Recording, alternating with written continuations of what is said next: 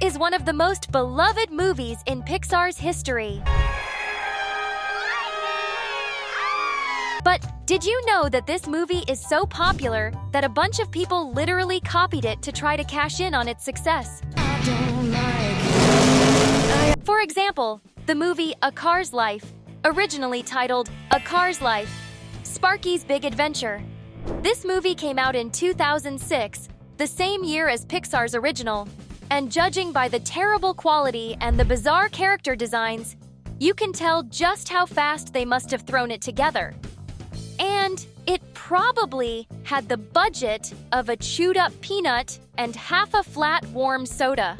With a glorious 1.2 out of 10 rating on IMDb, this little gem tells the story of Sparky, who wants to go on an adventure but refuses to listen to his dad's advice. But after taking bad advice from Diesel, who's like the cool friend but a bad influence, Sparky ends up getting kidnapped. Yes, you heard that right. Kidnapped. The story itself doesn't seem much like Cars, but the protagonist is a red car. Plus, Sparky's dad looks a lot like Doc Hudson, both in appearance and his backstory, since he also hides his true past from Sparky. And later, we find out he was a famous race car and even won a trophy. Sound familiar? And there's even a sheriff car in the town who chases after speeders. And, for some reason I can't imagine, the movie's villain is a car that smokes. Seriously, these guys really have no clue how to make a kids' movie like Pixar. One thing I love about bad movies like this is reading the comments on the platform Letterboxd, which is like an app where people can leave reviews of the movies they watch. This comment, from someone who gave it half a star, says the following: "It has to be seen to be believed." The scene where they briefly discuss child abuse is one of the strangest moments I've ever seen in animation. Also, for some reason, the villain smokes a cigarette at a gas station. Unfortunately, the characters don't go up in flames because of it. And this other comment got straight to the point, also giving it half a star. They said, "Humanity deserves destruction." And listen, after a movie like this, it's hard to argue otherwise, isn't it? So grab your atomic bombs and get ready to check out other cheap and extremely poorly made copies of Cars here on the Zigzag channel. If you thought the last movie was bad, it's only because you haven't seen this one. This movie is so trash, it doesn't even have a proper translation to other usual languages, because literally nobody cares about it. The movie is called The Autobots, and it has absolutely nothing to do with the awesome Autobots from Transformers that we know. In fact, they're called Autobots, as an attempt at a clever wordplay joke. Auto, as in automotive, and bots, as in robots, because that's the movie's story. According to its own IMDb page, 3 cars with artificial intelligence created for the ultimate interaction with humans. In a world where people usually drive cars, 3 brave cars will go on an adventure and discover that what truly drives humankind is friendship.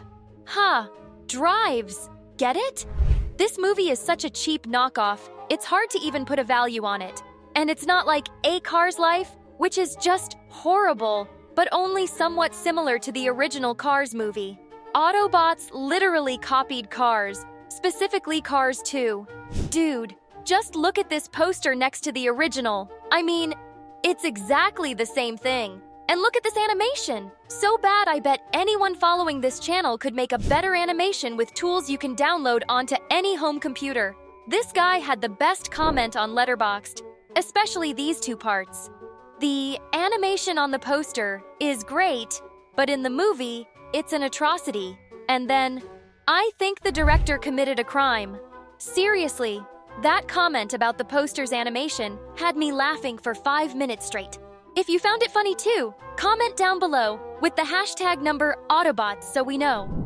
The little cars and the big race is Brazil's contribution to the knockoffs of Pixar's Cars, making them proud owners of this incredible achievement, I guess. You're seeing on the screen the Oscar-worthy quality of this beautiful animation. But know that this crime against humanity, in the form of a cartoon, was released just 11 days after Cars premiered in the United States. Dude, 11 days. Who makes an entire animation in just 11 days? It's impossible. I mean, impossible if you want it to be good, right? But if you want the car movie to look like a car accident, then it totally makes sense for this to exist. Either there was a spy at Pixar working on the Little Cars production, or they simply watched the Cars trailer, which must have come out at least 5 months before the movie, took the idea of the story and characters, and rushed production so it would premiere close to Cars. At least they didn't blatantly copy McQueen. They were a bit smarter and even changed the protagonist's color. The Little Cars centers around Cruz. That's our protagonist's name. He wants to become a professional race car driver. And in one of the races, his biggest idol, the champion, gets tricked by Victor, the evil little car. Then Cruz takes the champion's place. The guy is called the Champion, a reference to the king, and Victor, the cheating car, is a reference to Chick Hicks. They don't look physically alike, but the similarities are there. Then there's a girl Cruz is in love with, a reference to Sally, and she even says that if Cruz wins the race, he'll get signed by a team. Just like in Cars, if McQueen won the race, he'd be sponsored by Dinoco. But the worst part is if you go on YouTube and search for this movie, you'll see the video has 5 million views. It's a hit! And want me to make it even worse? The Little Cars didn't just get 1 sequel, or 2, or 3. The Little Cars got 5 sequels. How is this possible? Are we living in the wrong timeline? Did some time traveler move a pen out of place? And the result was 6 The Little Cars movies? On Letterboxd, Henrique has the best comment. While some are sweating through their studies to get a good future, I'm at home watching The Little Cars and The Big Race. And I think that says a lot about me as a person. Please, as funny as that comment is, study. Don't waste your time watching The Little Cars. And another thing you can do is subscribe to the channel. It's easy. Just click the red button below and turn on notifications. Are you ready for what you're about to hear? I guarantee you're not. The next Cars knockoff on the list is Funny Little Cars. And what I'm about to read is the official synopsis from IMDb, a serious movie website. This is what they actually list as the plot. And keep in mind, I'm censoring part of it. A bunch of cars with small willies invade Poland and take Andrew Tate hostage. This riveting rom-com ends with Tate and Ronald McDonald hacking into Microsoft and offing Bill Gates' family. I told you that you weren't ready for this. Apparently, the film's producer who uploaded the title to IMDb wrote this as a joke because they knew no one would care about the movie and no one would review it before posting. The actual plot is as follows. The story is about Grady, a farming machine who works for the city's newspaper and tries to teach the importance of ecology because everyone is being threatened by a gang of oil trucks. The synopsis sounds interesting enough, but it has nothing to do with cars. However, take a look at the town. It's a blatant copy of Radiator Springs. Just looking at it reminds you a lot of it. The film's logo is also very similar. Even the color, that red with those letters, strongly resembles Cars. In the movie, there's this rusty character that looks like Mater. At least they didn't make him a tow truck, and he isn't even a car. But speaking of Mater, doesn't this green guy here look a lot like him? The movie also has a military character, and throughout Funny Little Cars, there are these red characters with a lightning bolt on the side. Now, where have I seen that before? This movie is so bad that there isn't a single decent review on Letterboxd. The Little Cars wasn't the only one on this list that got sequels nobody asked for. Now, we're back to our not-so-beloved Sparky, from our first example of A Car's Life. Just like The Little Cars, A Car's Life gives us Sparky and his adventures that literally no one likes or cares about 3 more times, making a total of 4 films. The animation quality stays the same, as if they were all made at once, with none of the improvements you'd expect from an animated sequel. Once again, the stories make no sense, and nothing connects from one movie to the next. For example, in the first movie, Sparky gets kidnapped because of Diesel, and in the 4th movie, Sparky gets mad when anyone badmouths Diesel, defending his honor as if he's a good guy. What? How does that make sense? It's like the first movie didn't even happen.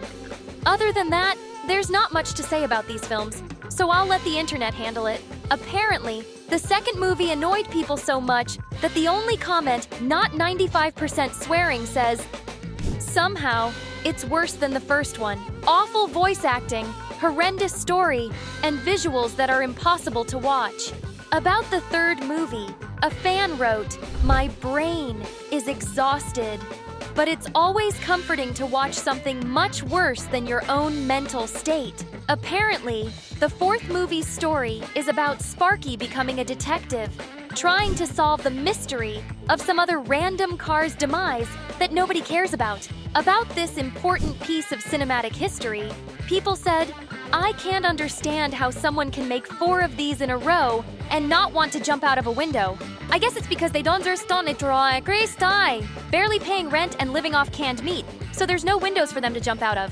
Clearly, a comment from someone who loved watching all 4 movies. Another person said, "You cook 1 meal and no one calls you a chef, but you marathon the entire Cars Life series, and suddenly your friends call you the Cars Life guy." And to wrap it up, this comment basically sums up the entire video. Please, God, make it stop. And those were the most horrifying and probably criminal knockoffs ever made of Pixar's Cars. The good thing about all these cinematic tragedies is that we can always remember how good Cars is and rewatch it instead of suffering through these copies nobody cares about. Which one do you think was the worst made or the funniest? Let me know in the comments. We've also lined up 2 videos for you to keep having fun with us. Just click on the one you like best and enjoy. See you there!